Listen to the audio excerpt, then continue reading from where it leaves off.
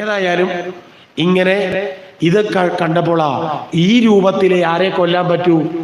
യജ്ഞത്തിന്റെ യജമാനെ. ഉടൻ തന്നെ എന്ത് ചെയ്തു? പിരിച്ച് പറിച്ചെടുത്ത് എന്ത് ചെയ്തു? ആ ഹോമകുണ്ടത്തിലേക്ക് എടുത്തൊരൊറ്റ ഏറാൻ കത്തിച്ചാമ്പലായി കബന്ധമായിട്ട് ആര് ലക്ഷം കിടന്നു. എല്ലാവരും അവിടെ നിന്ന് പോയി. കാര്യമെല്ലാം കഴിഞ്ഞു.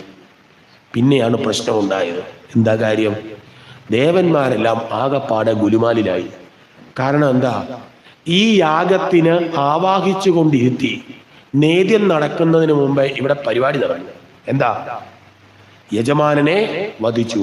ചുരുക്കത്തിൽ ഇവർക്ക് ഭക്ഷണം കിട്ടിയിട്ടില്ല. അന്ന് ഒരു യാഗത്തിൽ ആവാഹിക്കപ്പെട്ടിരുന്നു കഴിഞ്ഞാൽ അവിടെ നിന്നുള്ളത് കിട്ടാതെ അടുത്തടുത്തുനിന്ന് വാങ്ങിക്കാൻ പറ്റില്ല എന്നാണ്. അതുകൊണ്ട് ഇവർക്ക് ചുരുക്കം പറഞ്ഞാൽ ഭക്ഷണം നിരോധിക്കപ്പെട്ടു. അങ്ങനെയാണെന്ന ഒരു യജ്ഞത്തിന്, അങ്ങനെ സപ്താഹത്തിലും അങ്ങനെയാണ്, ഒരു യജ്ഞത്തിന് ചെല്ലാമെന്നേറ്റ് അതിനുള്ള ദക്ഷിണ വാങ്ങിച്ചു കഴിഞ്ഞാൽ പിന്നെ അവിടെ ഇരുന്നുകൊണ്ട് വേറെ യജ്ഞത്തിന് പോകാൻ പാടില്ല. പക്ഷെ ഇപ്പൊ അങ്ങനല്ല. 3 ദിവസം ഒരിടത്തിരിക്കും, 3 ദിവസം വേറെ സ്ഥലത്ത്, ഇങ്ങനെ വരികയാണ്, പാടില്ല എന്ന്.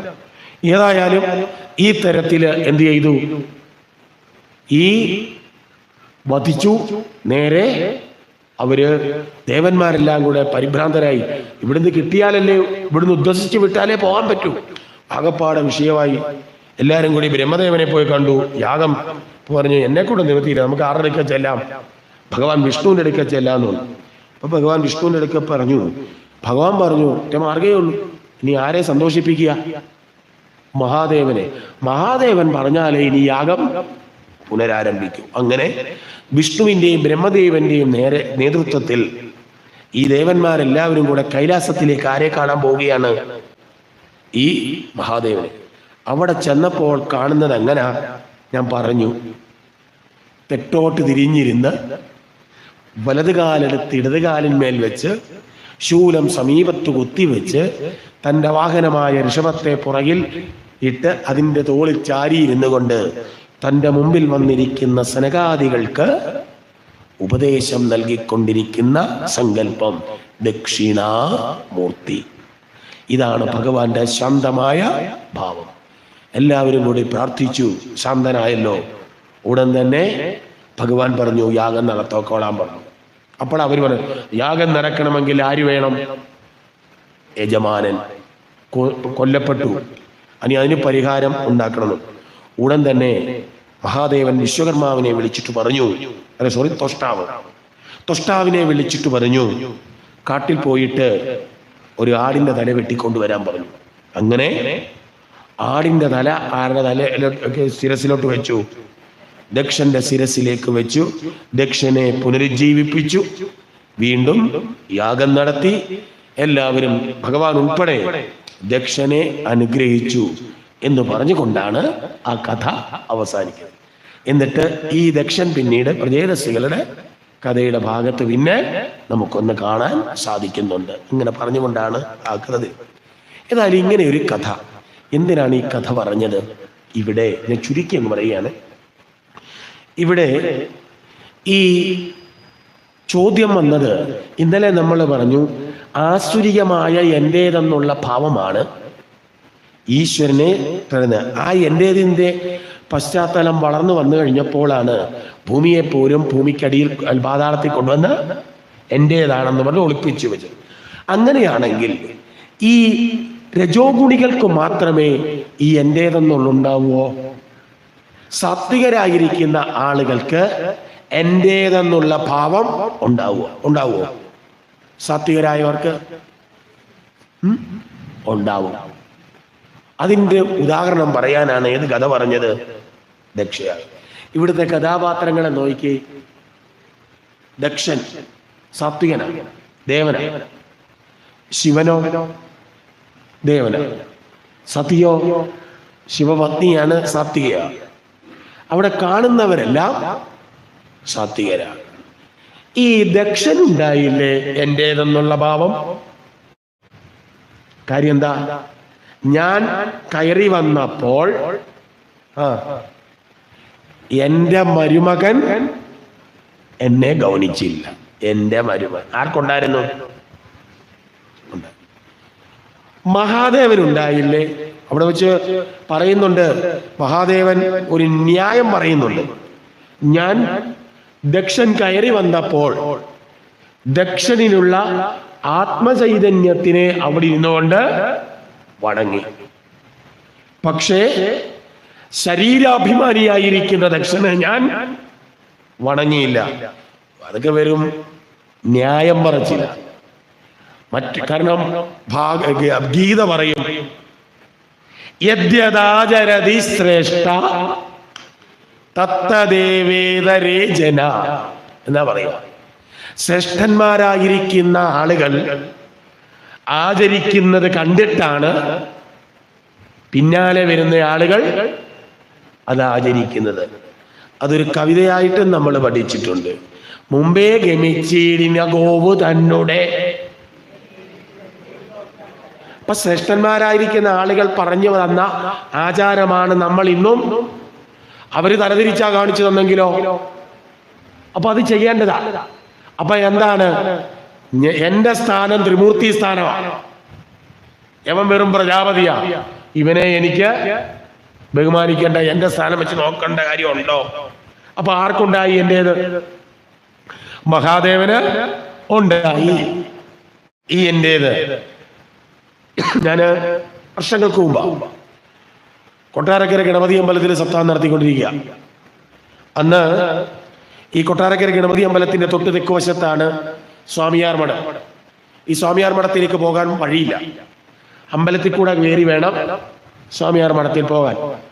അന്ന് അവിടെ സപ്താഹം നടത്തിക്കൊണ്ടിരുന്നപ്പോ കാഞ്ചി കാമകോടി അവിടെ എത്തി. കാഞ്ചി കാമകോടി അമ്പലത്തിന്റെ അവിടെ വണ്ടി വന്നിറങ്ങി അമ്പലത്തിന്റെ കൊടിമര ചുവട്ടിലൂടെയാണ് എങ്ങോട്ട് പോകുന്നത്? അപ്പറേ സ്വാമിയാർ മഠത്തിലേക്ക്.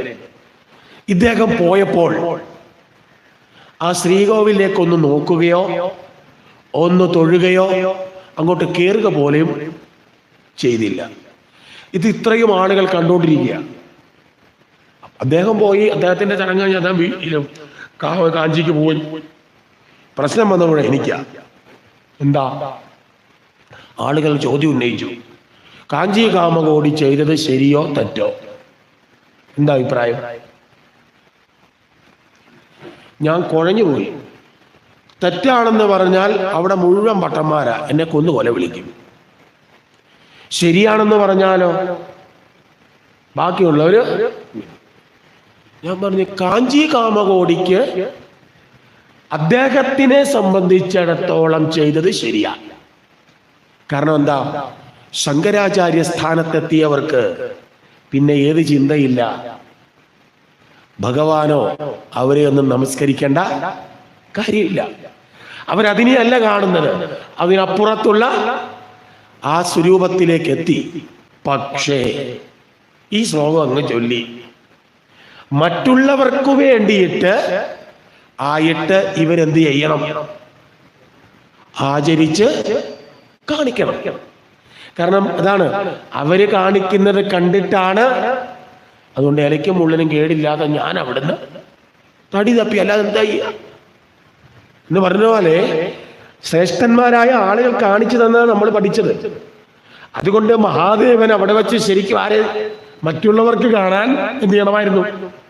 എഴുന്നേൽക്കാൻ. അദ്ദേഹം നമസ്കരിച്ചു എന്നുള്ളത് അദ്ദേഹത്തിനെ സംബന്ധിച്ചറിയാം, ബാക്കിയുള്ളവർക്കറിയില്ല. ഈ ന്യായം ഒരു മുരടൻ ന്യായം എന്ന് നമുക്ക് അവിടെ മഹാദേവൻ സ്ഥാനമനുസരിച്ച് അമ്മായിയച്ഛൻ വന്നാൽ മരുമകൻ എഴുന്നേൽക്കുക തന്നെ വേണം. അത് ചെയ്തില്ല. അതാണ്. അപ്പൊ എന്തുകൊണ്ട് മഹാദേവൻ എഴുന്നേറ്റില്ല? ഞാൻ ആരാ? ത്രിമൂർത്തിയാ. എന്റെ സ്ഥാനം ഇയാളേക്കാൾ. അപ്പൊ മഹാദേവൻ എന്തുണ്ടായിരുന്നു? എന്റെ ഉണ്ടായിരുന്നു. സതിക്കില്ലായിരുന്നോ? എന്റെ ഭർത്താവിനെ അപമാനിച്ചു, എന്റെ ഭർത്താവിനുള്ള ഹവിസ് തൂങ്ങിയിട്ടില്ല. അപ്പോ ആർക്കും ഉണ്ടായിരുന്നു? എന്റെ. ആ സാത്വികരായിരിക്കുന്ന ആളുകൾക്ക് പോലും അപ്പോൾ എന്തുണ്ട്? ശരീരം ഒരു ചിന്ത വന്നാൽ എത്ര വലിയ സാത്വികഭാവമാണെങ്കിലും എൻ്റേതെന്നുള്ള ഭാവം അവരിൽ ഉണ്ടാവും. ആട്ടെ, പിന്നീട് ഈ എൻ്റേതിൻ്റെ അങ്ങേ അറ്റത്ത് നിന്നവനായ ഈ ദക്ഷനെ പിന്നെ എന്ത് ചെയ്തു? ഈ എൻ്റേത് തോന്നുമ്പോൾ ഏറ്റവും കൂടുതൽ നമ്മൾ ഉയർത്തിപ്പിടിക്കുന്നത് എന്തോന്നാണ്? എൻ്റേതുള്ളപ്പം നമ്മുടെ അതിൻ്റെ സിഗ്നൽ കാണുന്നത് എവിടാ? നമ്മൾ പറയും ഭയങ്കര തലക്കനമാണ്, ഞെളിഞ്ഞ് നടക്കും. അങ്ങനെയുള്ള എൻ്റേതിൻ്റെ മൂർത്തിരൂപമായിരുന്നു ദക്ഷന്റെ തല, അല്ലേ? ആ തല എന്ത് ചെയ്തു? പൂർണ്ണമായിട്ടും വെട്ടി എവിടെ ഇട്ടു? അഗ്നിയിലിട്ടു. കത്തിച്ചാമ്പലായി കഴിഞ്ഞാൽ പിന്നെ ഏതുണ്ടാവില്ല? ഒരു സസ്യം വെട്ടിമുറിച്ച് കളഞ്ഞ് കത്തിച്ച് കളഞ്ഞാൽ കത്തുവോ? അല്ല, പിന്നീട് കിളിർക്കുവോ? ഇല്ല. ആ പരുവത്തിലാക്കിയാണ് ദക്ഷന്റെ എൻ്റേതെന്നുള്ളതിനെ ഖണ്ഡിച്ച് എവിടെ ഇട്ടത്? ഈ ഹോമകുണ്ടത്തിലിട്ടില്ലാതാക്കി. എന്നിട്ട് തൽസ്ഥാനത്ത് ഏത് തലയെടുത്തു വെച്ചു? ആടിന്റെ തല. പക്ഷേ ആടിന്റെ തല വെച്ചിട്ടും ദക്ഷന്റെ ഏത് പോയില്ല? ഈ എൻ്റേതെന്നുള്ള ചിന്ത പോയില്ല. കാര്യം എന്താ? ആട് കരയുന്നത് എങ്ങനാ? ആട് മേ മേ മേന. മേ എന്ന് പറഞ്ഞാൽ സംസ്കൃതത്തിൽ എൻ്റേതെന്നാണ്. മമ മേ ആവയോഗോ അസ്മാകം നഹ. ഷഷ്ടി ഏകവചനമാണ്. മമ മേ. മമ എന്ന് പറഞ്ഞാലും മേ എന്ന് പറഞ്ഞാലും അർത്ഥം എന്താ? നമ്മൾ ശ്ലോകങ്ങളിൽ ധാരാളം മേ കാണാൻ മേലെ. അവിടെ അർത്ഥം എന്താ? എൻ്റെന്നാ. അപ്പൊ ശരിയായ തല പോയിട്ട് എൻ്റേതിൻ്റെ മൂർത്തിരൂപമായ ആ തല പോയിട്ട് ആ എൻ്റേതെന്നുള്ള തലയെ ഇല്ലാതാക്കിയിട്ട് അത് പോകാൻ എടുത്തു വെച്ചത് ആരുടെ തലയാ? ആടിന്റെ തല. എന്നിട്ട് ആടിന്റെ തല വെച്ചപ്പോഴും അലയ്ക്കുന്നത് എങ്ങനാ? എൻ്റേതെന്ന്. അപ്പൊ ചുരുക്കം പറഞ്ഞാൽ തല പോയാലും ഏത് പോയില്ല? നമ്മളിലുള്ള എൻ്റേതെന്നുള്ള ചിന്ത പോകില്ല. ഇതിനെ ഇല്ലാതാക്കണം എന്ന് പറയാനായിട്ടാണ് ദക്ഷയാഗം പറഞ്ഞത്. ചായ ഒന്നും ഇല്ലല്ലോ? ഇല്ല, വന്നില്ല. വരുമ്പോ പറഞ്ഞാൽ മതി. പിന്നീട് അത് അടുത്ത കഥ അങ്ങ് പറഞ്ഞേക്കാം. അടുത്തതാണ് അധികം ചോദിച്ചു. അപ്പൊ സാത്വികരായിരിക്കുന്ന ആളുകൾക്ക് എൻ്റേതെന്നുള്ളതുണ്ടാവും. ചോദിക്കട്ടെ, അങ്ങനെയാണെങ്കിൽ ദേവന്മാർക്കും അസുരന്മാർക്കും ഉണ്ടായി. മനുഷ്യർക്ക് ഈ എൻ്റേതെന്നുള്ള ചിന്തയുണ്ടോ? ഉണ്ടോ? അതേ ഉള്ളൂ. ശരിയാ. അത് പറയേണ്ടിയിട്ടാണ് ഒരു കഥ ഇവിടെ പറയുന്നതാണ്. വളരെ പ്രസിദ്ധമായ ധ്രുവന്റെ കഥ. മാത്രവുമല്ല, പ്രസൂതിയുടെ കഥ പറഞ്ഞു. ഇനിയും ആരുടെ കഥ പറയണം? ആൺമക്കളുടെ കഥ പറയണം. ആ ആൺമക്കളുടെ കഥകൾ പറയുമ്പോൾ മൂത്ത മകൻ പ്രിയവ്രതനാണ്, രണ്ടാമൻ ഉത്താനപാദനാണ്. അപ്പോൾ ഇവിടെ പറയുന്നത് ആരുടെ കഥയാ? അതുകൊണ്ടാണ് ഉത്താനപാദന്റെ ചോദ്യത്തിനനുസരിച്ച് അതാണ് ഉത്താനപാദന്റെ കഥ കയറി വന്നത്. ഈ ഉത്താനപാദൻ വാക്കിനർത്ഥം തന്നെ വളരെ രസമാണ്. ഉത്താനത്തിൽ പാദം വെച്ചിരിക്കുന്നവനാണ് ആര്? ഉത്താനപാദൻ എന്ന് പറഞ്ഞാൽ ആലസ്യത്തിന്റെ മൂർത്തി. നമ്മൾ ചിലപ്പോൾ ഇരിക്കുന്നത് അങ്ങനെയാ. കാരികസേര ഇരുന്നിട്ട് കാലെടുത്ത് മേളിലേക്ക് പൊക്കി വെച്ചിരിക്കുകയല്ലേ. ഇങ്ങനെ സിനിമാ തിയേറ്ററിൽ പോകുമ്പോൾ ഏറ്റവും കൂടുതൽ കാണാവുന്നത് മുമ്പിലിരിക്കുന്ന കസേരയുടെ മേളിലായിരിക്കും ഇങ്ങനെ ഇരിക്കുന്നവന്മാരുടെ പേരാണ് ആര്? ഉത്താനപാദന്മാർ. അത് ആലസ്യത്തിന്റെ ഏറ്റവും വലിയ ലക്ഷണമാണ്. അതായിരുന്നു ആര്? ഉത്താനപാദൻ. എന്താ പറഞ്ഞത്? ഇദ്ദേഹത്തിന് ഒരു പത്നി ഉണ്ടായിരുന്നു. അവളുടെ പേര് സുനീതി എന്നായിരുന്നു. വളരെ കാലം ദാമ്പത്യത്തിൽ കഴിഞ്ഞിട്ടും സന്താനങ്ങളൊന്നും ഉണ്ടായില്ല. കഷ്ടം, ഇനിയും രാജ്യം ഭരിക്കണമല്ലോ, മക്കളില്ലാതാവുമല്ലോ എന്നൊക്കെ കരുതി വിഷമിച്ചിരുന്നപ്പോൾ എല്ലാവരും പറഞ്ഞിട്ട് രണ്ടാമതൊരു വിവാഹം ആര് ചെയ്യുകയാണ്? ഈ ഉത്താനപാദൻ. ആ പെൺകുട്ടിയുടെ പേര് സുരുചി എന്നായിരുന്നു. വാക്കിൽ തന്നെ ഉണ്ട്, സുനീതി, സുരുചി. എത്ര ഭംഗിയായിട്ട പേരുകൾ. അങ്ങനെ ഇരുന്നു. എന്താണ് പറഞ്ഞ വിനാശകാലേ വിപരീത ബുദ്ധി. ഈ സുരുചിയെ വിവാഹം ചെയ്ത് അതേ സമയത്ത് തന്നെ ആ സമയത്ത് ആര് ഗർഭിണിയായി? ആദ്യത്തെ പത്നി സുനീതി. അധികം താമസിയാതെ രണ്ടാമത്തെയാളും ഗർഭിണിയായി. പ്രസവിക്കുന്ന സമയമായി 2-3 ദിവസത്തിന്റെ വ്യത്യാസത്തിൽ സുനീതിയാണ് ആദ്യം പ്രസവിച്ചത്. ആ ഉണ്ടായ പുത്രന് പേരിട്ടു ധ്രുവൻ. രണ്ടാമത്തെ 3-4 ദിവസത്തിന്റെ വ്യത്യാസത്തിൽ രണ്ടാമതൊരു പുത്രൻ ഉണ്ടായി. അവന്റെ പേര് ഉത്തമൻ എന്ന് വിട്ടു. അങ്ങനെ 2 കുട്ടികളും അവിടെ കഴിയുകയാണ്. പക്ഷേ ഈ ധ്രുവൻ ഉത്താനപാദന് ഏറ്റവും കൂടുതൽ താല്പര്യം ആരോടായിരുന്നു? സുരുചിയോട്. എന്താ കാര്യം? സുനീതിക്ക് പ്രായമായി, സുരുചി ആരാ? ചെറുപ്പമാ. ഇതന്നെയാ രാമായണത്തിലും പറ്റിയ അബദ്ധം. രാമൻ കാട്ടിപ്പോകാൻ കാര്യം എന്താ? നമ്മൾ പറയുന്ന ഭയങ്കര ഒന്നുമല്ല. സവൃദ്ധ, വാൽമീകി രാമായണം. സവൃദ്ധ തരുണീം ഭാര്യ പ്രാണേഭ്യോ വിഗരീയസി. ഇയാൾ വൃദ്ധനായിരുന്നു. ആര്?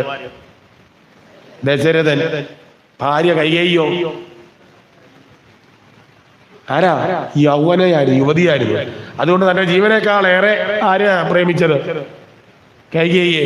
അതുകൊണ്ട് ആര് കാട്ടിപ്പോകേണ്ടി വന്നത്? രാമൻ. വാൽമീകി രാമായണം പഠിക്കണം, അല്ലാതെ അധ്യാത്മരാമായണം മാത്രം പഠിച്ചാൽ രാമായണം ആവില്ല. കഥകൾ മുഴുവൻ അവിടെ കിടക്കുന്നത് സന്ദർഭം. അപ്പോ തന്നെയല്ല, മൂത്ത പത്നി ആരാ? ദശരഥന്റെ കൗസല്യ. രണ്ടാമത്തേത് സുമിത്രയാ, കൈകേയി അല്ല. നമ്മൾ തെറ്റിദ്ധരിച്ചു. സുമിത്രയെ വിവാഹം കഴിച്ചു കഴിഞ്ഞാൽ ആരെ വിവാഹം കഴിച്ചത്? കൈകേയിയെ. കൈകേയിന് വാക്ക് കൊടുത്തു, രണ്ടാമത്തെ പത്നി ആക്കിക്കോളാം. അങ്ങനെ രണ്ടാമതാക്കിയെടുത്തത് ആരെ? വാൽമീകി രാമായണത്തിൽ അതൊക്കെ ഉള്ളൂ. ഏതായാലും ഈ തരത്തില് ഈ വാർദ്ധക്യ ദശയിലേക്ക് എത്തിയത് കൊണ്ട് ഉത്താനപാദനും ആരോടായിരുന്നു? സുരുചിയോട് താല്പര്യം. ഒരു ഭാര്യയെ സംബന്ധിച്ചിടത്തോളം അവളെ ഏറ്റവും കൂടുതൽ ദുഃഖിപ്പിക്കുന്നത് ഭർത്താവിൽ നിന്നുള്ള അവഗണനയാണ്. ഇതാർക്ക് സഹിച്ചില്ല? സുനീതിക്ക്. അതുകൊണ്ട് അധികം ബന്ധമൊന്നുമില്ലാതെ കൊട്ടാരത്തിൽ നിന്നും മാറി ഒരു കുടിലൊക്കെ ഉണ്ടാക്കി ഇപ്പോൾ സുനീതി എവിടെ കഴിയുക? അതിൽ കഴിയുക. കൂട്ടത്തിൽ ധ്രുവനുമുണ്ട്. പക്ഷേ നേരം വെളുത്താൽ കുഞ്ഞനായും ഉത്തമനുമായിട്ട് കളിക്കേണ്ട കൊണ്ട് നേരെ എങ്ങോട്ട് പോരും?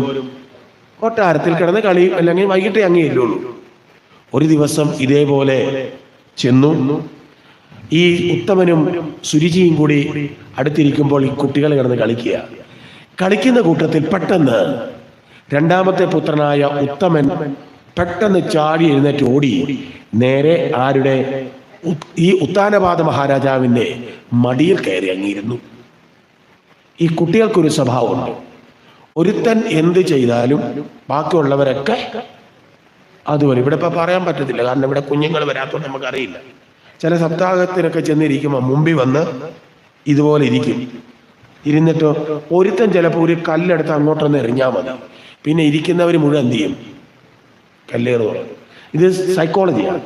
അപ്പോ സ്വാഭാവികമായിട്ട് ഉത്തമൻ അത് ചെയ്തപ്പോൾ ആരും ചെയ്തു? ധ്രുവനും ഓടിച്ചെന്ന് മടിയിലേക്ക്. ഇതാർക്ക് സഹിച്ചില്ല? സുരുചിക്ക്. നീ എന്തിന്റെ പേരിലാണ് ഇവിടെ കയറിയിരുന്നത്? നിനക്കിവിടെ ഇരിക്കാൻ യാതൊരു യോഗ്യതയും ഇല്ല.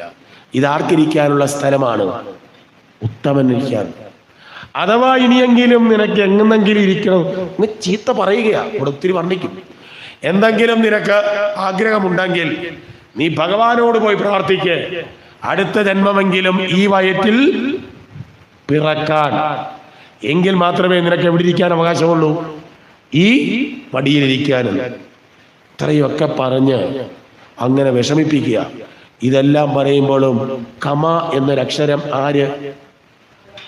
ഉത്താനപാദൻ പറഞ്ഞില്ല. ഇതായിരുന്നു ധ്രുവനെ ഏറ്റവും കൂടുതൽ സങ്കടപ്പെടുത്തിയത്. അച്ഛൻ. അത് കാരണം എന്താ? ആലസ്യം.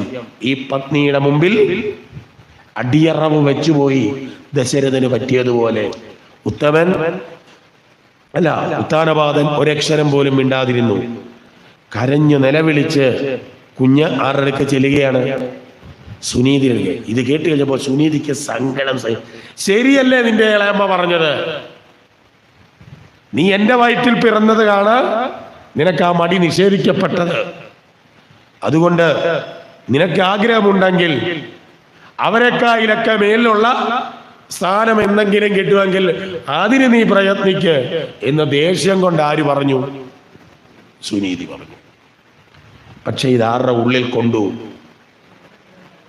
അങ്ങ് അന്വേഷിച്ചു. അപ്പോഴാണ് അറിഞ്ഞത് ആ ഭഗവാനെ പ്രാർത്ഥിച്ച് തപസ് ചെയ്തെങ്കിലേ എല്ലാവരുടെയും മുകളിലുള്ള സ്ഥാനത്തിൽ പദത്തിൽ എത്താൻ പറ്റൂ. തീരുമാനിച്ചു. നേരെ അമ്മയുടെ അടുക്കൽ ചെന്ന് വരികയാണ്. നാളെ മുതൽ ഞാൻ കാട്ടിലേക്ക് പോവുകയാണ്. എന്തിന്? തപസ് അനുഷ്ഠിക്കാൻ. നേരെ ഇറങ്ങി. സുനീതി ഭയന്ന് വിറച്ച് കരഞ്ഞു പറഞ്ഞു, മോനെ നിനക്കതിനുള്ള കഴിവൊന്നുമില്ല. അവിടെ ക്രൂര മൃഗങ്ങൾ കാണും, മറ്റുള്ളവ കാണും. ഇല്ല, ഇനിയും ഞാൻ ഈ കൊട്ടാരത്തിലേക്ക് വരണമെങ്കിൽ എന്റേതായ ഒരു ലോകം കണ്ടെത്തിയിട്ടല്ലാതെ ഇനി ഈ കൊട്ടാരത്തിലേക്ക് ഞാൻ ഉണ്ടാവില്ല എന്ന് പറഞ്ഞുകൊണ്ട് അങ്ങോട്ട് ഇറങ്ങി. ഈ വിവരം അപ്പോൾ തന്നെ വേറൊരാളറിഞ്ഞു. ആരാ? നാരദര്. പുള്ളി ഇങ്ങനെ നോക്കിയിരിക്കുക, ആരാണ് ഈ വഴിക്ക് ഇറങ്ങുന്നത്? നേരെ ചെന്നിട്ട് ബ്രാഹ്മണ വേഷത്തിൽ ചെന്നിട്ട് തടഞ്ഞു. നീ ആരാ? പറഞ്ഞു, ഞാൻ ഇന്നയാളാ. നീ എവിടെ പോവാ? ഞാൻ ഭഗവാനെ പ്രത്യക്ഷപ്പെടുത്താൻ. ചിരിച്ചിട്ട്, കൊള്ളാം, എടാ നിന്റെ ചുണ്ടിൽ നിന്ന് അമ്മിഞ്ഞ പാലിന്റെ മാധുര്യം പോലും പോയിട്ടില്ലല്ലോ, ഈ നീയാണോ ഭജിക്കാൻ വന്നത്? എന്നാ സംഭവിച്ചെന്ന് പറഞ്ഞാലും ഇനി ആ ഭഗവാനെ പ്രത്യക്ഷപ്പെടുത്തിയിട്ടല്ലാതെ ഞാൻ തിരിച്ച ഇങ്ങോട്ട്. ഇപ്പൊ ചോദിച്ചു, നിനക്കതിന് തപസ് ചെയ്യാൻ അറിയാവോ? എനിക്ക് തപസ്സൊന്നും അറിയത്തില്ല, ഞാൻ എന്നെ കൊണ്ട് പറ്റാവുന്നവനെ. എടാ, തപസ് ചെയ്യണമെങ്കിൽ എന്ത് വേണം? ഒരു മന്ത്രമൊക്കെ വേണം. അതുമല്ലോ എൻ്റെ ഈ മന്ത്രവും ഇല്ല, ഒന്നുമില്ല, എനിക്കറിയാവുന്നൊക്കെ ഞാൻ ചൊല്ലും പഠിക്കും. അപ്പോൾ മനസ്സിലായി ഇവനെ എന്തെല്ലാം ചെയ്താലും പിന്മാറില്ല എന്ന്. അങ്ങനെ പറഞ്ഞു, വെച്ച കാലിനി പിന്നോട്ടില്ല എന്ന് പറഞ്ഞപ്പോൾ നാരദര് പോലും അത്ഭുതപ്പെട്ടു പോയി. അമ്പേ ഈ ക്ഷാത്ര തേജസ് എന്ന്, അതാണ് ക്ഷത്രിയന്റെ തന്റെ ഇടം. മുന്നോട്ട് വെച്ച കാല് അവനാണ് ക്ഷത്രിയൻ. പിന്നെ എന്തെല്ലാം തടസ്സങ്ങൾ വന്നാലും നിരോധങ്ങൾ വന്നാലും തീരുമാനിച്ചു. അപ്പൊ ഭഗവാൻ നാരദര് ഓർത്തു, അങ്ങനെയാണെങ്കിൽ ഇവനെ അനുഗ്രഹിക്കണം. അപ്പൊ നിനക്ക് മന്ത്രമൊന്നും അറിയത്തില്ലല്ലോ? ഇല്ല. അങ്ങനെയാണെങ്കിൽ നിനക്ക് ഞാനൊരു മന്ത്രം ഉപദേശിച്ചു തരാം. ഇത് ജപിച്ച് സിദ്ധി വരുത്തി ഇതുകൊണ്ട് വേണം നീ ചെയ്യാൻ. അങ്ങനെ അവിടെ വെച്ച് ധ്രുവന് ഒരു എന്ത് ചെയ്ത് കൊടുക്കുകയാണ്? മന്ത്രം ഉപദേശിച്ച് കൊടുക്കുകയാണ്. അതായിരുന്നു ഏത് മന്ത്രം? ദ്വാദശാക്ഷരിയാണ്. ഓം നമോ നാരായണായ, ഓം നമോ ഭഗവതേ മന്ത്രേണ അനേന എന്ന് തന്നെയാ പറഞ്ഞത്. ഈ മന്ത്രം ജപിച്ചുകൊണ്ട് നീ എന്ത് ചെയ്യണം? ഈ ഭഗവാനെ എന്ത് ചെയ്യണം? പ്രസീതപ്പെടുത്തണം, പ്രസാദിപ്പിക്കണം എന്ന് പറഞ്ഞു. അതുകൊണ്ടാണ് ഭാഗവതത്തിന്റെ മൂലമന്ത്രം എന്ന് പറയുന്നത് ഏതാണ്? ഓം നമോ ഭഗവതേ. അപ്പൊ ഭാഗവത സപ്താഹം നടക്കേണ്ടിടത്ത് കൂടെ കൂടെ ജപിക്കേണ്ടത് ഏതാ? വേറെ ഒരു മന്ത്രവും ഇല്ലെന്നാ പറയണം. വേറൊരു മന്ത്രം ചൊല്ലണ്ട. പിന്നെ രണ്ടാമതൊരു ഓപ്ഷൻ ഉള്ളത് ഓം നമോ നാരായണായ. അതിനി വരാൻ പോവാ. നാരായണ കവചം പറഞ്ഞ് ആര് ഉപദേശിച്ചു കൊടുക്കുന്നു. ഈ രണ്ട് മന്ത്രമല്ലാതെ വേറെ ഒന്നും ചൊല്ലണം. പക്ഷെ ഇപ്പം ഈ മന്ത്രം കളഞ്ഞിട്ട് വേറെ മന്ത്രങ്ങളാ, പുതിയ മന്ത്രങ്ങളാ വരുന്നത്. ഏതാ? ഇപ്പോ സപ്താഹ മണ്ഡപങ്ങളിൽ ജപിക്കുന്നത് അറിയാവോ? ഇങ്ങനെ കേട്ട്, നിങ്ങൾ സപ്താഹം കേട്ട അധികം പോയിട്ടില്ലെങ്കിൽ അറിയില്ല. രാധേശ്യാം കേട്ടിട്ടുണ്ടോ? ഇയാൾ എവിടുന്ന ഇത് മന്ത്രമാണെന്ന് പഠിച്ചെന്ന് എനിക്കറിയില്ല. ആരാണെങ്കിലും ചെല്ലുന്നവരാരായാലും ചോദിക്കട്ടെ, ഈ ഭാഗവത മൂലഗ്രന്ഥം വെച്ച് വായിക്കുന്നയാളാണെങ്കിൽ ഞാൻ പറയാറുണ്ട്, ഈ ഭാഗവതത്തിൽ രാധ എന്ന കഥാപാത്രത്തെ ഒന്ന് കാണിച്ചു തരാമെങ്കിൽ അന്ന് ഞാൻ ഈ പുസ്തകം മടക്കും. രാധയൊന്നും എവിടില്ല. വ്യാസനിൽ ആ വ്യാസന്റെ സൃഷ്ടിയല്ല രാധ. രാധ എന്നത് ഭാഗവതത്തിൽ ഇല്ലേ? ഇല്ല. എന്നിട്ട് രാധേശ്യാം അത് ഹിന്ദിയാ. ഹിന്ദിയാണോ മന്ത്രം? നമ്മുടെ ആരാധനാ സമ്പ്രദായങ്ങളിലെ മന്ത്രങ്ങൾ മുഴുവൻ ഏത് ഭാഷയിലാ? സംസ്കൃത. രാധേശ്യാം എന്ന് പറഞ്ഞാൽ ഏതാ? ഹിന്ദിയാ. അതെങ്ങനെയാ? എന്നിട്ട് വരുന്നവരോടും പോകുന്നവരോടും രാധേശ്യാം. ബന്ധിക്കോസുകാർ പറയുന്നല്ലേ രാധേശ്യാം രാധേശ്യാം. മന്ത്രമൊന്നുമല്ല. അതുകൊണ്ട് അങ്ങോട്ട് പോയാൽ ടിക്ക് കിട്ടത്തില്ല. പകരം ഏത് ചൊല്ലണം? ഭാഗവതം നിങ്ങളുടെ ഇരിക്കുന്ന പുസ്തകമില്ലേ? ഗുരുവായൂരിൻ്റെ? എൻ്റെ ഇല്ല, എൻ്റെ ഇത് നാഗരി സംസ്കൃതം തന്നെ, അതിനകത്തില്ല. അതില് ഓരോ സ്കന്ധവും അധ്യായവും ആ സ്കന്ധം ആരംഭിക്കുമ്പോൾ ആ സ്കന്ധത്തിന് മുകളിൽ അടിച്ചിരിക്കുന്ന മന്ത്രം ഏതാ? രാധേശ്യാമാണോ ഓം നമോ ഭഗവതയാണോ? അപ്പൊ ഏതാ മന്ത്രം? അതുകൊണ്ട് ദയവ് ചെയ്ത് എവിടെയെങ്കിലും പോയിരുന്ന് കേട്ടാലും രാധേശ്യാം വിളിക്കാൻ പറഞ്ഞാൽ വിളിക്കുന്നവർ വിളിച്ചോട്ട്, നിങ്ങൾ ആ സമയത്ത് ഏത് ജപിക്കാവൂ? ഇതാണ് മന്ത്രം. അങ്ങനെയുള്ള ആ മന്ത്രം ഉപദേശിച്ചു കൊടുത്തു. പിന്നെ ഒരു മന്ത്രം മന്ത്രമാകണമെങ്കിൽ ചുമ്മാ ഒന്നും മന്ത്രമാവില്ല. ഏതു മന്ത്രത്തിനും ആദ്യം വേണ്ടുന്നത് എന്താ? പ്രണവം ഉണ്ടാവണം. പ്രണവം ചേർക്കാത്തതൊന്നും എന്താവില്ല, ഒരു മന്ത്രമാവില്ല. ഒന്ന് പ്രണവം, മറ്റൊന്ന് അതിനൊരു ദേവത ഉണ്ടാവണം, മറ്റൊന്ന് ഋഷി ഉണ്ടാവണം. ഇവിടെ നാരദരാണ് ഋഷി. ഛന്ദസ് ഉണ്ടാവണം. ഇവിടെ ഗായത്രിയാ ഛന്ദസ്. ഇത്രയും ഉണ്ടെങ്കിൽ മാത്രമേ ഏതാവൂ? മന്ത്രമാവൂ. രാധേശ്യാമിനകത്ത് ആരാ ദേവൻ, ആരാ ഋഷി? അതുകൊണ്ട് ചുമ്മാ മണ്ടത്തരം എഴുന്നള്ളിക്കുമ്പം ഒന്ന് ആലോചിക്കുക, അത്രേ ഉള്ളൂ. ഏതായാലും ഈ മന്ത്രം ജപിക്കാൻ പറഞ്ഞു, സിദ്ധി വരുത്താൻ. അങ്ങനെ പിന്നെ പോകുകയാണ്. ആദ്യത്തെ 1 മാസം ഭക്ഷണം കഴിച്ച്, പിന്നീട് 1 നേരം അല്ല 2 നേരം, പിന്നെ 1 നേരം, പിന്നെ പച്ച ഇലകൾ ഇങ്ങനെ കാഠിന്യമേറിയേറി പച്ച ഇലകൾ മാറ്റി ഉണക്കയില, പിന്നെ വെള്ളം മാത്രം, ഇങ്ങനെ ഓരോ തവണകളായിട്ട് എന്ത് ചെയ്തു? ഈ തൻ്റെ ആ തപസ്സിനെ ആരങ്ങോട്ട് വർദ്ധിപ്പിക്കുകയാണ്. അത് ഓരോന്നോരോന്ന് പറയാൻ സമയമില്ലാത്തതുകൊണ്ട് ചായയും വന്നതുകൊണ്ട് 4:30 കൃത്യം അങ്ങ് നിർത്തണമെങ്കിൽ അതിനാ. ഈ തരത്തില് അതങ്ങോട്ട് വർദ്ധിപ്പിച്ചു. അവസാനം ആര് മുമ്പിൽ പ്രത്യക്ഷപ്പെട്ടു? ഭഗവാൻ പ്രത്യക്ഷപ്പെട്ടു. എന്നിട്ടോ ആ ഭഗവാൻ പ്രത്യക്ഷപ്പെട്ടു കഴിഞ്ഞപ്പോൾ കുട്ടിയാണ്, ബാലനാണ്. എന്താ ചെയ്യണം എന്നറിയാതെ സ്തബ്ധനായിപ്പോയി. എന്താ ചോദിക്കേണ്ടെന്ന് പോലും. അതിപ്പോ കുട്ടിയായാലും കുഴപ്പമൊന്നുമില്ല, നമ്മളായാലും അങ്ങനെ തന്നെയാണ്. ഇപ്പൊ ധ്രുവന്റെ കഥയൊക്കെ കേട്ടിട്ട് തിരിച്ച് വീട്ടിലോട്ട് പോകുന്ന വഴിക്ക് ഭഗവാൻ പ്രത്യക്ഷപ്പെട്ടാൽ നമ്മുടെ അവസ്ഥ എന്തായിരിക്കും? അങ്ങനെ ഉണ്ടാകാനൊന്നും പോകുന്നില്ല. അഥവാ ഉണ്ടായാൽ നമുക്കും ഒന്നും ചെയ്യാൻ പറ്റില്ല. അങ്ങനെ സ്തബ്ധനായി നിന്ന ഈ ധ്രുവനെ തൻ്റെ കയ്യിലിരുന്ന ശംഖു കൊണ്ട് എന്ത് ചെയ്തു? കപോലത്തിലൊന്ന് വരച്ചു. അതുകൊണ്ടാണ് ധ്രുവൻ പല സ്ഥലങ്ങളിലും ക്രെഡിറ്റ് ആയിട്ട് പറയും, നിങ്ങളെ ആരെയും ഭഗവാൻ തൻ്റെ ശംഖു കൊണ്ട് തോണ്ടിയിട്ടുണ്ടോ? എന്നെ മാത്രമേ. ഇനി വേറൊരാൾ ഇനിയും പറയാൻ പോവാ 7ാമത്തേതിൽ, നിങ്ങളെ ആരും ഭഗവാൻ ഷെയ്ക്ക് ഹാൻഡ് തന്നിട്ടില്ലല്ലോ. എന്നെയാണ് സ്തുതിച്ചു കഴിഞ്ഞപ്പോൾ വെൽ ഡൺ മൈ ബോയ് എന്ന് പറഞ്ഞുകൊണ്ട് ഷെയ്ക്ക് ഹാൻഡ് കൊടുത്തത് ആർക്കാ? ഇന്ന് വായിക്കാൻ പോവാ, പ്രഹ്ലാദന്. അപ്പം ഷെയ്ക്ക് ഹാൻഡ് കണ്ടുപിടിച്ചത് ആരാ?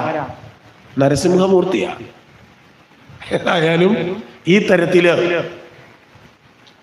അങ്ങോട്ട് തലോടിക്കഴിഞ്ഞപ്പോ പിന്നെ എന്താണെന്നറിയില്ല, ഭഗവാനെ അങ്ങോട്ട് സ്തുതിക്കാൻ ആരംഭിക്കുകയാണ്. അപ്പോ ആ സ്തുതി ആരംഭിക്കുമ്പോൾ എന്താണ്? ഈ ബാലനാണ് ഒരു ക്ഷമാപണം നടത്തിക്കൊണ്ടിട്ടാണ് സ്തുതിക്കുന്നത്. കാരണം ഭഗവാനെ എനിക്കറിയില്ല, ഞാൻ ഈ സ്തുതിക്കുന്നതെന്ന് എൻ്റെ കഴിവല്ല, പിന്നെ ആരെയാണ്? അങ്ങ്. ഒരു സ്തുതി മാത്രം ഒന്ന് പറയാം. യോന്തപ്രവിശ്യമഭവാചം ഇമാം പ്രസുപ്താം സംജീവയത്യഖില ശക്തിധരസ്വധാംന അന്യാംശഹസ്തചരണ ശ്രവണത്വഗാദീൻ പ്രാണാൻ നമോ ഭഗവതേ പുരുഷായ തുഭ്യം. പ്രാണാൻ നമോ ഭഗവതേ പുരുഷായ തുഭ്യം, അല്ലെങ്കിൽ ഭഗവതേ പുരുഷായ അങ്ങേക്കായിക്കൊണ്ടിതാ നമസ്കാരം. എന്താണ്? യോ അന്തപ്രവിശ്യ, യാതൊരുവനാണോ എൻ്റെ ഉള്ളിൽ പ്രവേശിച്ചിട്ട്, മമ വാചമിമാം, ഞാനിപ്പോൾ നാവ് കൊണ്ട് പറയുന്ന ഈ വാക്കുകളെ, അതെങ്ങനെ കിടന്നതാ? പ്രസുപ്താം, ഉറങ്ങിക്കിടക്കുന്നതാ ഈ വാക്കുകൾ. ഈ വാക്കുകളെ ചേതനയോടുകൂടി പുറത്തേക്ക് തള്ളിവിടിയിക്കുന്നത് ആരാ? ഞാനിപ്പോൾ ഇവിടെ നിന്ന് സംസാരിക്കണമെങ്കിലും എൻ്റെ ഉള്ളിൽ കിടക്കുന്നതാ. ഇതിങ്ങോട്ട് പ്രഷർ തന്ന തള്ളിവിടണമെങ്കിൽ ആര് കാരണം? ഭഗവാന്റെ പവർ വേണം. യോന്തപ്രവിശ്യ മമവാചമിമാം പ്രസുപ്താം സംജീവയതി. ഉറങ്ങിക്കിടക്കുന്നതിനെ ചേതനയാക്കിയിട്ട് അഖിലശക്തി, അതിനെ മാത്രമല്ല എന്നിലുള്ള സകല ശക്തികളെയും എന്റെ ബുദ്ധിയെയും സ്വതാംന, അതുമാത്രമോ അന്യാംശ മറ്റു പലതിനെയും പ്രാണൻ, എന്റെ പ്രാണൻ അപാനൻ സമാനൻ ഉദാനൻ എന്താണ് വ്യാനൻ എന്ന് പറയുന്ന 5 പ്രാണൻ, പിന്നെ കൃകലൻ കൂർമൻ ധനഞ്ജയൻ എന്നൊക്കെ പറയുന്ന എന്റെ ഉപപ്രാണങ്ങൾ, ഇവരെയെല്ലാം ആരാണ് ശക്തിമത്താക്കുന്നത്? ഈ ഭഗവാനാണ്. പിന്നെയോ പ്രാണാൻ അന്യാംശ ഹസ്തചരണ ശ്രവണ, ഹസ്തങ്ങളെയും ചരണങ്ങളെയും എന്റെ ജ്ഞാന ഇന്ദ്രിയങ്ങളെയും എന്റെ കർമ്മേന്ദ്രിയങ്ങളെയും ഉയർത്തുന്നത് ആരാണ്? ഈ ഭഗവാനാണ്. അങ്ങനെയുള്ള ഭഗവാനായിക്കൊണ്ടിതാ നമസ്കാരം. അപ്പൊ പറഞ്ഞതിന്റെ അർത്ഥം, നമുക്ക് വാക്കുകൾ ഉള്ളിലുണ്ടെങ്കിലും പുറത്തേക്ക് പറയാൻ ആരുടെ അനുഗ്രഹം വേണം? ആ ഭഗവാന്റെ ശക്തിയാണ് ഇതിനെ തള്ളിവിടുന്നത്.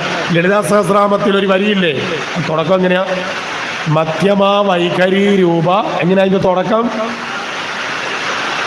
പരാപ്രത്യ ചിതിരൂപ പശ്യന്തീവരദേവത മധ്യമാ വൈഖരി രൂപ ഭക്തമാനസ പരാപ്രത്യക്. ഇവിടെ ഇരിക്കുന്ന ഈ അവസ്ഥയിൽ പരാന്ന ഇതിന് പറയുന്നത്. ഇവിടെ എത്തുമ്പോൾ പശ്യന്തി പരാപ്രത്യക് ചിതിരൂപ പശ്യന്തി ദേവത. ഇവിടെ വരുമ്പോൾ മധ്യമ, ചുണ്ടേ കൂടെ വരുമ്പോൾ വൈഖരി. അതുകൊണ്ടാണ് ഭാഷയ്ക്ക് പേര് വന്നത് വൈഖരി. അപ്പോ കേൾക്കാൻ പറ്റില്ലല്ലേ? ആ വൈഖരിയായിട്ടും നമ്മളെ കൊണ്ട് പറഞ്ഞു ധരിക്കുന്നതൊക്കെ ആരാണ്? ഈ ഭഗവാനാണ്. അങ്ങനെയുള്ള എൻ്റെ ഈ വാക്കുകളെ ഞാൻ സ്തുതിക്കുന്നത് പോലും ആരുടെ അനുഗ്രഹമാണ്.